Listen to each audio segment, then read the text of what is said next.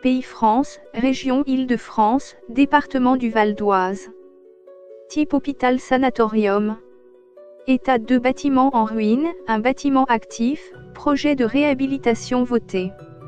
Éncourt, un petit village du Vexin français, à la limite nord-ouest de l'Île-de-France, entre Mantes-la-Jolie et Pontoise. C'est le 2 juillet 1929 que le Conseil général de la Seine-et-Oise y décide la construction d'un hôpital sanatorium dont la première pierre est posée le 29 octobre 1931.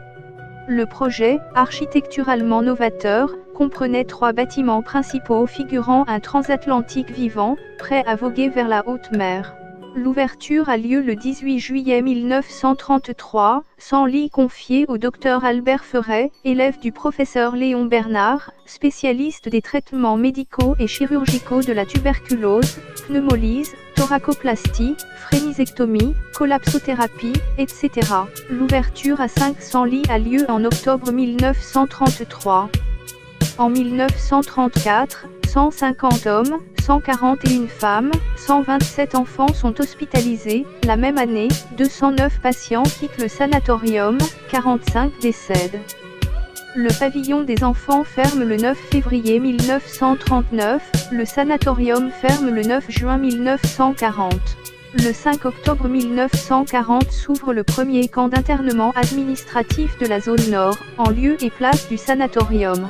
Les premiers internés arrivent le 9 octobre 1940, dans un bâtiment prévu pour 150 malades se retrouvent initialement 210 internés, 600 fin novembre 1940, 667 en juin 1941, essentiellement des cadres, élus et militants communistes de région parisienne.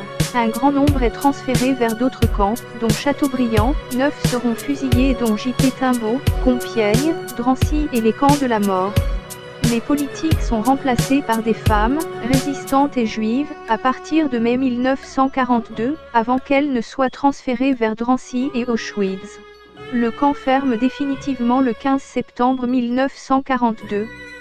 Il a représenté un lieu de répression, de tri, organisé contre les communistes et les résistants, mis sur pied et dirigé par Vichy, administré par les Français, en collaboration étroite avec les nazis.